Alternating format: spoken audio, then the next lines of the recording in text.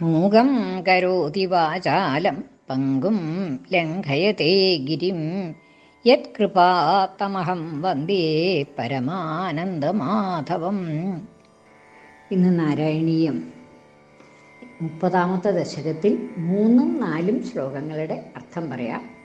അർത്ഥം പറയുന്നത് കിഴക്കേപ്പാട്ട് വാര്യത്ത് ഭാരതി.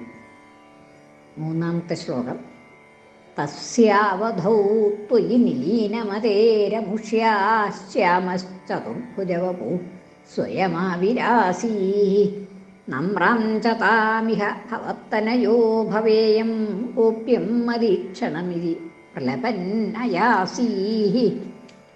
ദേവന്മാരുടെ തൻ്റെ പുത്രന്മാരായിട്ടുള്ള അല്ലെങ്കിൽ മക്കളായിട്ടുള്ള ദേവസമൂഹത്തിൻ്റെ വിഷമം ക്ലേശങ്ങൾ കണ്ടിട്ട് അസുരന്മാർ ദേവന്മാരെ തോൽപ്പിക്കുക എന്ന് വെച്ചാൽ അങ്ങനെയല്ല, ബലിയെ പേടിച്ച് ദേവന്മാരൊക്കെ സ്വസ്ഥാനങ്ങളിൽ നിന്ന് ഓടി ഒളിച്ചു താമസിക്കാൻ തുടങ്ങിയതായ അവസരത്തിൽ തൻ്റെ പുത്രന്മാരുടെ പ്രയാസം, ദുഃഖം, ക്ലേശം കണ്ട് വിഷമിച്ചതായ അതിഥി കാശ്യപ മഹർഷിയെ ശരണം പ്രാപിച്ചു. അദ്ദേഹത്തിൻ്റെ ഉപദേശപ്രകാരം പയോവ്രതം എന്നുള്ളതായ വ്രതം 12 ദിവസം കഴിച്ചു എന്നാണ് പൂർവ്വശ്ലോകത്തിൽ പറഞ്ഞു നിർത്തിയത്. ഇനി ആ തപസ് തസ്യ അവധൗ, ആ വ്രതം പയോവ്രതം എന്നുള്ളതായ ആ വ്രതത്തിൻ്റെ അവധൗ അവസാനത്തിൽ, അവധി സീമ എന്നൊക്കെയാണ്, അതിര് എന്നൊക്കെയാണ് അർത്ഥം. അതായത് അത് അവസാനിച്ചപ്പോൾ ഈ 12 ദിവസമുള്ളതായ പയോവ്രതം അവസാനിച്ചതായ അവസരത്തിൽ തസ്യ അവധൗ, ആ വ്രതത്തിൻ്റെ തസ്യ അവധൗ എന്ന് പദം മുറിക്കുമ്പോൾ തസ്യ അവധൗ, ആ വ്രതത്തിൻ്റെ അവസാനത്തിൽ ത്വയി നിലീനമതേഹേ അമുഷ്യാഹ, ത്വയി നിലീനമതേഹേ, ത്വയി അങ്ങയിൽ, സപ്തമിയാണ് ത്വം എന്നുള്ളതിൻ്റെ സപ്തമി, ത്വയി അങ്ങയിൽ, നിലീനമതേഹേ നിലീനമായ മതിയോടുകൂടിയ ബുദ്ധി, മനസ്സ്, ആ മനസ്സ് അങ്ങയിൽ തന്നെ നിലീനമായി, നല്ല പോലെ ലീനമായി, ലയിച്ചു ചേർന്നു എന്നാണ്. നിലീനം പഞ്ചസാര വെള്ളത്തിൽ അലിഞ്ഞു ചേരുന്നില്ലേ, അതുമാതിരി ഭഗവാനിൽ ഈ അതിഥിയുടെ മനസ്സങ്ങട് അലിഞ്ഞു ചേർന്നു എന്നാണ് പറയണത്. അതായത് അതിൽ വേറെ മനസ്സ്, ഞാൻ എന്നുള്ളതായ ഭാവം തീരെ ഇല്ലാണ്ടേ ആ ഭഗവാനിൽ തന്നെ ലയിച്ചു ചേർന്നു. ആ അവസരത്തിൽ അത്രത്തോളം ഭക്തി ഉണ്ടായി ഭക്തി വർദ്ധിച്ചതായ അവസരത്തിൽ ഞാൻ ഭഗവാൻ എന്നുള്ളതായ ആ ഭേദമില്ലാതെ കണ്ട് ആ ഭഗവാനിൽ തന്നെ അലിഞ്ഞു ചേർന്നതായ അവസരത്തിൽ ഭക്തി കൊണ്ട് ഭഗവാനിൽ നിന്ന് അഭിന്നയായിട്ട് തീർന്നു അതിഥി ദേവി എന്നാണ് പറയണത്. അങ്ങനെ ആ അവസരത്തിൽ അത്രത്തോളം ആ ഭക്തിയുടെ പാരമ്യത്തിൽ എത്തിയതായ സമയത്ത് ത്വയി നിലീനമതേഹേ, അങ്ങയിൽ നിലീനമായ നിശേഷം ലീനമായ മതിയോടുകൂടിയ ബുദ്ധിയോടുകൂടിയതായ ആ അതിഥിയുടെ നിലീനമതേഹേ അമുഷ്യാഹ എന്നുള്ളത് അസൗ എന്നുള്ളത് അധശബ്ദം, അതിൻ്റെ സ്ത്രീലിംഗത്തിൽ ഷഷ്ഠി ഏകവചനാണ്. പ്രഥമ വരുമ്പോൾ അസൗ അമൂ അമൂഹു എന്ന് വരും. ഈ അതിഥിയുടെ, അവളെയാണ് നേരത്തെ പറഞ്ഞത്, അതിഥിയെ പറ്റിയിട്ടാണല്ലോ പറഞ്ഞത്. അപ്പോൾ ഇവരുടെ, അതായത് ഈ അതിഥിയുടെ അമുഷ്യാഹ, ഇവളുടെ പുരതഃ, അവളുടെ മുമ്പിൽ, ഈ അതിഥിയുടെ മുൻപിൽ ശ്യാമഃ ചതുർഭുജവപുഃ സ്വയം ആവിരാസീഹി. ശ്യാമശ്ചതുർഭുജവപുഃ പദം മുറിക്കുമ്പോൾ ശ്യാമഃ ചതുർഭുജവപുഃ സ്വയം ആവിരാസീഹി, സ്വയം ആവിരാസീഹി, തന്നെത്താൻ ആവിരാസീഹി പ്രത്യക്ഷപ്പെട്ടു. അങ്ങ് ഈ അതിഥിയുടെ മുൻപിൽ അങ്ങ് പ്രത്യക്ഷപ്പെട്ടു. സ്വയം ആവിരാസീഹി, തന്നെത്താൻ അങ്ങ് പ്രത്യക്ഷമായി തീർന്നു എന്ന്. എങ്ങനെയാണ് പ്രത്യക്ഷമായത്?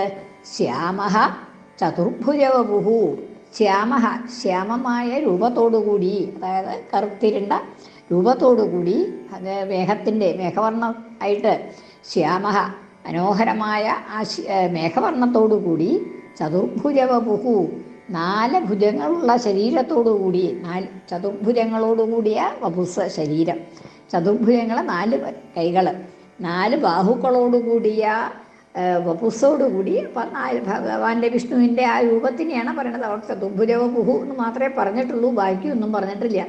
ആ വിഷ്ണുവിൻ്റെ അലങ്കാരങ്ങൾ, 4 ഭുജങ്ങളിലുള്ളതായിട്ടുള്ള ആയുധവിശേഷങ്ങൾ ഇതൊക്കെ ഉണ്ടല്ലോ, ശംഖചക്ര ഗദാപത്മങ്ങൾ, അങ്ങനെയുള്ളതായിട്ടുള്ള ആ 4 ശംഖചക്രാദികളോടുകൂടി ഭഗവാന്റെ ആ വിഷ്ണുവിൻ്റെ രൂപത്തിൽ അങ്ങ് പ്രത്യക്ഷപ്പെട്ടു എന്നാണ്. ചതുർഭുജ ശ്യാമവർണ്ണനായി 4 കൈകളോടുകൂടി അങ്ങ് പ്രത്യക്ഷപ്പെട്ടു. 4 കൈകളോടുകൂടി എന്ന് പറഞ്ഞാൽ ബാക്കി വിഷ്ണുവിൻ്റെ പീതജലം എന്നുള്ളതൊക്കെ അവിടെ അർത്ഥം സിദ്ധിക്കണതാണ്. അങ്ങനെ ആ മഹാവിഷ്ണുവിൻ്റെ രൂപത്തിൽ അങ്ങ് പ്രത്യക്ഷപ്പെട്ടു. സാക്ഷാൽ മഹാവിഷ്ണുവായിട്ട് തന്നെ അങ്ങ് പ്രത്യക്ഷപ്പെട്ടു. സ്വയം ആവിരാസീഹി, സ്വയമായിട്ട് അങ്ങ് പ്രത്യക്ഷപ്പെട്ടു എന്ന് പറഞ്ഞു. നമ്രാം ച താം. ഇനി ആ പ്രത്യക്ഷമായപ്പോൾ അതിഥി നല്ല പോലെ ഭക്തിയോടുകൂടി നമസ്കരിച്ചു, ഭഗവാനെ അങ്ങോട്ട് നമസ്കരിച്ചു. നമ്രാം ച താം, നമിച്ചതായ, പൂജിച്ച് ഭഗവാനെ പൂജിച്ച് നമസ്കരിച്ചതായ ആ അവളുടെ, നമ്രാം ച താം, അവളോട്, ഇഹ ഭവത്തനയോ ഭവേയം, ഇഹ ഗോപ്യം മദീക്ഷണം ഇതി പ്രലപൻ എന്നുള്ളത് അവിടേക്കാണ്. നമ്രാം ചതാം ഇതി പ്രലപൻ, ആ നമ്രയായ നമസ്കരിച്ചതായ അവളോട് ഇതി പ്രലപൻ, ഇപ്രകാരം പ്രലപൻ പറഞ്ഞുകൊണ്ട്, ഇപ്രകാരം പറഞ്ഞിട്ട്, എങ്ങനെയാണ് പ്രലപൻ എന്ന് വെച്ചാൽ പ്രലാപം എന്നൊക്കെ കേട്ടിട്ടുണ്ടല്ലോ, അത് തന്നെയാണ് ഈ പ്രലപൻ പറഞ്ഞുകൊണ്ട്, ഇപ്രകാരം പറഞ്ഞുകൊണ്ട്, അയാസീഹി, അങ്ങ് ഗമിച്ചു പോയി, അവിടുന്ന് പോയി, അതായത് അപ്രത്യക്ഷനായി. അതിഥിയോട് ഇപ്രകാരം പറഞ്ഞിട്ട് അങ്ങ് തിരോധാനം ചെയ്തു, അങ്ങ് അവിടെ നിന്ന് മറഞ്ഞു. അയാസീഹി എന്ന് വെച്ചാൽ പോയി എന്നുള്ള അർത്ഥമാണ് ശരിക്ക്. യാ ധാതു പോവുക എന്നുള്ള അർത്ഥത്തിലാണ്, അതായത് ഇവിടെ അപ്രത്യക്ഷനായി, തിരോഭൂതനായി എന്നർത്ഥം. ഇനി എങ്ങനെയാണ്, എന്താണ് പറഞ്ഞത്? ഇപ്രകാരം പറഞ്ഞിട്ട് എന്ന് പറഞ്ഞു. അപ്പം എന്താണ് പറഞ്ഞത്? ഇഹ ഭവത്തനയ ഭവേയം, ഭവത്തനയോ ഭവേയം എന്നുള്ളതിന് ഭവത്തനയ ഭവേയം, ഇഹ ഇവിടെ, അതായത് ഈ ആശ്രമത്തിൽ, അവിടത്തെ ഈ ആശ്രമത്തിൽ, അവിടെ നിന്ന് വസിക്കുന്നതായ ഈ ആശ്രമത്തിൽ, ഭവത്തനയ, അങ്ങയുടെ തനയനായിട്ട്, പുത്രനായിട്ട്, ഭവതിയുടെ പുത്രനായിട്ട്, ഭവത്തനയ, ഭവതിയുടെ പുത്രനായിട്ട്, ഭവേയം, ഞാൻ ഭവിക്കും, അതായത് ഞാൻ അങ്ങയുടെ പുത്രനായി ജനിച്ചു കൊള്ളാം. ഇഹ ഈ ആശ്രമത്തിൽ ഭവതിയുടെ പുത്രനായി, ഭവത്തനയ, ഭവതിയുടെ പുത്രനായി ഞാൻ ജനിച്ചു കൊള്ളാം. ഭവേയം, ഞാൻ ഭവിക്കും, അതായത് ഞാൻ ഭവിക്കുന്നുണ്ട്, ഞാൻ ജനിക്കുന്നുണ്ട്, അങ്ങയുടെ പുത്രനായിട്ട് ഞാൻ ജനിക്കുന്നുണ്ട്. പക്ഷേ ഒന്നുണ്ട്, എന്താണ്? ഗോപ്യം മദീക്ഷണം ഇതി, മദീക്ഷണം ഗോപ്യം, എന്നെ ഇപ്പോൾ കണ്ടിട്ടുണ്ടല്ലോ, ഞാൻ പ്രത്യക്ഷനായി വന്നിട്ടുണ്ട്, എന്നെ മദീക്ഷണം, എൻ്റെ ഈ ഈക്ഷണം, എന്നെ കണ്ടതായ കാര്യം, എൻ്റെ ദർശനം, ഞാൻ എന്നെ ഭവതി ദർശിച്ചിട്ടുള്ളത് ഗോപ്യം, ഗോപ്യമാണ്. അത് ആരോടും പറയരുത്, വേറെ ആരും ഇതറിയാൻ പാടില്ല. എന്താണെന്ന് വെച്ചാൽ, ഇങ്ങനെ അറിഞ്ഞു എന്ന് വെച്ചാൽ, ഭഗവാൻ ഇങ്ങനെ ഒരു വാമനനായിട്ട് അവതരിച്ചിട്ടുണ്ട്, അതിഥിയുടെ പുത്രനായിട്ട് അവതരിച്ചിട്ടുണ്ട് എന്നറിഞ്ഞു കഴിഞ്ഞാൽ ഈ ഭഗവാൻ ഉദ്ദേശിക്കുന്നതായിട്ടുള്ള കാര്യങ്ങൾ നടത്താൻ സാധിച്ചില്ല എന്ന് വരും. അപ്പോൾ അതുകൊണ്ട് അത് ജനനത്തിന് മുൻപ് ഭഗവാൻ തന്നെയാണ് ഇങ്ങനെ അവതരിച്ചിട്ടുള്ളത് എന്നുള്ളത് ബാക്കി ആരും അറിയാൻ പാടില്ല. അറിഞ്ഞിട്ടുണ്ടെങ്കിൽ എൻ്റെ അവതാരത്തിൻ്റെ ദോഷം വരും, എൻ്റെ ഫലം കിട്ടാതെ കണ്ട് ഒന്നു വരാം, അതിന് വേണ്ടതായിട്ടുള്ള കാര്യങ്ങൾ എന്തെങ്കിലുമൊക്കെ പ്രയോഗിച്ചു എന്ന് വരാം. അപ്പം അതുകൊണ്ട് ഞാനിങ്ങനെ ജനിക്കാൻ പോകുന്നുണ്ട് എന്നുള്ളത് ആരോടും പറയണമെന്നില്ല, ആരും അറിയരുത്. ഗോപ്യം മദീക്ഷണം, എൻ്റെ ഈ ഈക്ഷണം, എന്നെ ഈ കണ്ടത്, എൻ്റെ ഈ ദർശനം ഗോപ്യം, അത് ഗോപ്യമാണ്, അത് ആരും അറിയാതെ കണ്ട് സൂക്ഷിക്കേണ്ടതാണ്, വേറെ ആരും ഇത് അറിയാൻ പാടില്ല. ഇതി പ്രലപൻ എന്ന് പറഞ്ഞുകൊണ്ട് അയാസീഹി, അങ്ങ് പോയി അവിടുന്ന് അപ്രത്യക്ഷമായി, തിരുഭൂതനായി എന്നർത്ഥം. ഇനി പിന്നെ എന്താണ് ഉണ്ടായത്? ഭഗവാൻ പ്രത്യക്ഷപ്പെട്ടു, ഞാൻ അങ്ങയുടെ പുത്രനായിട്ട് ജനിച്ചു കൊള്ളാമെന്ന് പറഞ്ഞ് തിരോധാനം ചെയ്യുകയും ചെയ്തു.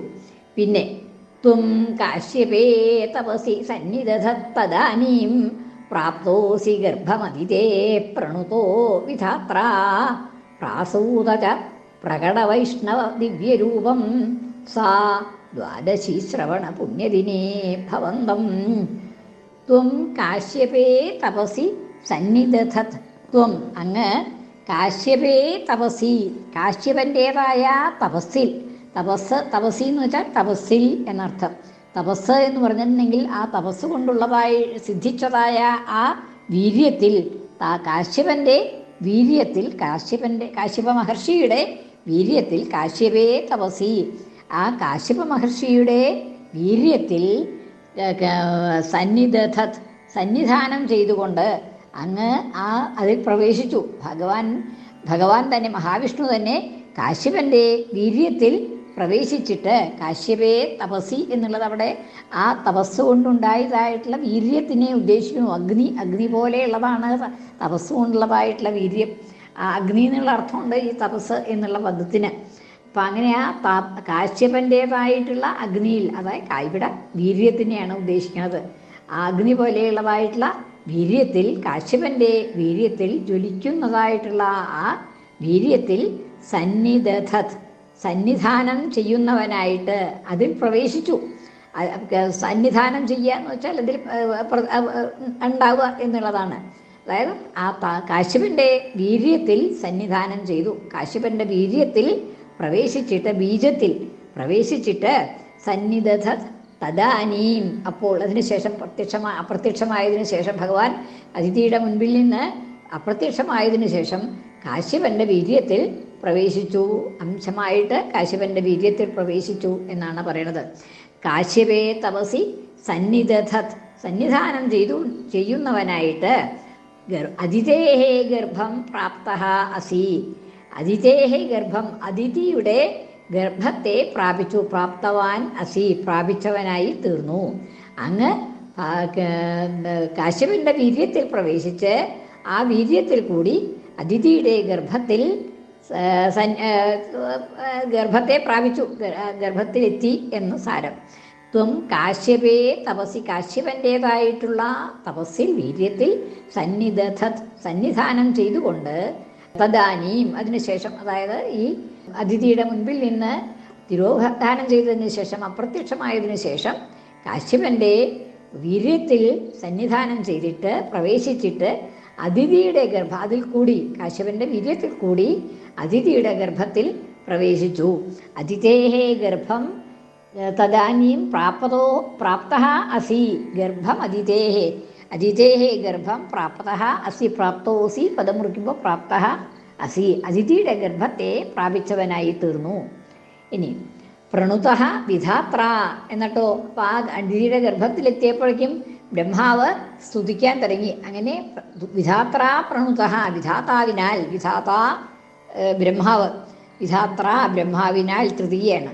വിധാത്ര പ്രണുതഃ വിധാതാവിനാൽ ബ്രഹ്മാവിനാൽ സ്തുതിക്കപ്പെട്ടു. അതിഥിയുടെ ഗർഭത്തിൽ പ്രവേശിച്ചപ്പോൾ ബ്രഹ്മാവ് ആ ഗർഭസ്ഥനായ മഹാവിഷ്ണുവിനെ സ്തുതിച്ചു. ഭാഗവതത്തിൽ പറയുന്നുണ്ട്. അങ്ങനെ വിധാത്ര പ്രണുതഃ വിധാതാവിനാൽ ബ്രഹ്മാവിനാൽ സ്തുതിക്കപ്പെട്ടവനായി. ഇനി സ്തുതിക്കപ്പെട്ടു എന്നർത്ഥം. ഇനി പ്രാസൂതച പ്രകട വൈഷ്ണവ ദിവ്യരൂപം സാ ദ്വാദശി ശ്രവണ പുണ്യദിനേ ഭവന്തം. പ്രാസൂതച പ്രസവിക്കുകയും ചെയ്തു. പ്രസവിച്ചു. പ്രാസൂതച പ്രസവിക്കുകയും ചെയ്തു. ആര്? സാ അവൾ, ആ അതിഥി പ്രാസൂതച പ്രസവിക്കുകയും ചെയ്തു. ആരെ? ഭവന്തം. അവസാനം പറയുന്നുണ്ട് പ്രാസൂതച പ്രകട വൈഷ്ണവ ദിവ്യരൂപം സാ ദ്വാദശി ശ്രവണ പുണ്യദിനേ ഭവന്തം പ്രാസൂതച അങ്ങയെ പ്രസവിക്കുകയും ചെയ്തു. എന്നാണ് പ്രസവിച്ചത്? ദ്വാദശി ശ്രവണ പുണ്യദിനേ.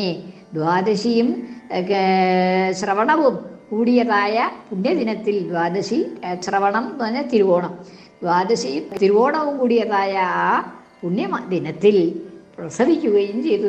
ചിങ്ങമാസത്തിലെ ആ ദ്വാദശിയും ശ്രവണവും കൂടി ചേർന്ന് തിരുവോണവും കൂടിയതായിട്ടുള്ള ആ പുണ്യദിനത്തിൽ, വാമനാവതാരമാണെന്നാണല്ലോ പറയുന്നത്, തിരുവോണം നമ്മൾ ആഘോഷിക്കണത്. ആ പുണ്യദിനത്തിൽ പ്രസവിക്കുകയും ചെയ്തു എന്നാണ്. പ്രാസൂതച പ്രകട. ഇനി എങ്ങനെയുള്ളതാണ് ഭഗവാൻ? പ്രകട വൈഷ്ണവ ദിവ്യരൂപം. പ്രകടമായ വിഷ്ണുവിൻ്റേതായ ദിവ്യരൂപത്തോടു കൂടിയ, അതായത് ചതുർഭുജങ്ങളോടും ശംഖചക്രാദികളായിട്ടുള്ള 4 തൃക്കൈകളോടുകൂടി, ശംഖചക്രാദികളോടുകൂടിയ 4 തൃക്കൈകൾ, പീതശേലം തുടങ്ങിയതായ, കൗസ്തുഭം തുടങ്ങിയതായ വിഷ്ണുവിൻ്റെ, മഹാവിഷ്ണുവിൻ്റെ അടയാളങ്ങളെല്ലാം തികഞ്ഞിട്ട് പ്രകട വൈഷ്ണവ ദിവ്യരൂപം, വൈഷ്ണവമായിട്ടുള്ള ദിവ്യരൂപത്തെ പ്രകടിപ്പിച്ചുകൊണ്ട്, വിഷ്ണുവിൻ്റെ ആ സാക്ഷാത് രൂപത്തെ, ദിവ്യമായ രൂപത്തെ പ്രകടമാക്കിക്കൊണ്ട് ഉള്ളതായ അങ്ങയെ സാ പ്രാസൂത, അവൾ പ്രസവിച്ചു എന്ന്. ദ്വാദശി ശ്രവണ പുണ്യദിനേ, ദ്വാദശിയും ശ്രവണവും തിരുവോണവും കൂടിയതായ ചിങ്ങമാസത്തിലെ ആ പുണ്യദിവസത്തിൽ അങ്ങയെ പ്രസവിക്കുകയും ചെയ്തു. പ്രാസൂതച പ്രകട വൈഷ്ണവ ദിവ്യരൂപം സാ ദ്വാദശി ശ്രവണ പുണ്യദിനേ. ദ്വാദശി ശ്രവണം കൊണ്ട് ചേർന്ന്, രണ്ടും ചേർന്ന് പുണ്യമായിട്ടുള്ള ഒരു ദിവസത്തിൽ, ചിങ്ങമാസത്തിലെ തിരുവോണ ദിവസം, അവൾ അതിഥി ദേവി വിഷ്ണുവിൻ്റെ ലക്ഷണങ്ങളൊക്കെ പ്രകടമാക്കിയിട്ടുള്ള അങ്ങയെ പ്രസവിക്കുകയും ചെയ്തു എന്ന് ആ ശ്ലോകത്തിനർത്ഥം. 2 ശ്ലോകം ഒന്നും കൂടി ചെല്ലാം. തസ്യാവധൗ ത്വയി നിലീനമതേരമുഷ്യാശ്യാമശ്ചതുർഭുജവപു സ്വയമാവിരാസീഃ നമ്രം ചതാമിഹ ഭവത്തനയോ ഭവേയം ഗോപ്യം മദീക്ഷണമിതി പ്രലപന്നയാസീഃ. കൃഷ്ണാർപ്പണം. മലയാള പരിഭാഷ. നിൻ പൂജ ഭക്തിയോടെ ചെയ്തൊരു ദേവി തന്റെ മുന്നിൽ ഭവാനഥ ചതുർഭുജനായി വന്നു. നിങ്ങൾക്കു ഞാനുടനെ പുത്രനതായി ജനിക്കും, ചൊല്ലേണ്ടൊരാളോടുമിതെന്നു പറഞ്ഞുപോയി. ത്വം കാശ്യപേ തപസി സന്നിദധത് തദാനീം പ്രാപ്തോസി ഗർഭമദിതേ പ്രണുതോ വിധാത്ര പ്രാസൂത ച പ്രകട വൈഷ്ണവ ദിവ്യരൂപം സാ ദ്വാദശി ശ്രവണ പുണ്യദിനേ ഭവന്തം. കൃഷ്ണാർപ്പണം. മലയാള പരിഭാഷ. അങ്ങുള്ളിലെത്തി മുനി കാശ്യപനിൽ തദാനീം ഗർഭസ്ഥയായ അതിഥിയും വിധിയും സ്തുതിച്ചു. ഹാ ദ്വാദശീ ദിനമതിൽ ശ്രവണാഖ്യമാസേ കാണിച്ചു നീ അതിഥിയെ തവ വിഷ്ണുരൂപം. സർവത്ര ഗോവിന്ദനാമ സങ്കീർത്തനം. ഗോവിന്ദ ഗോവിന്ദ.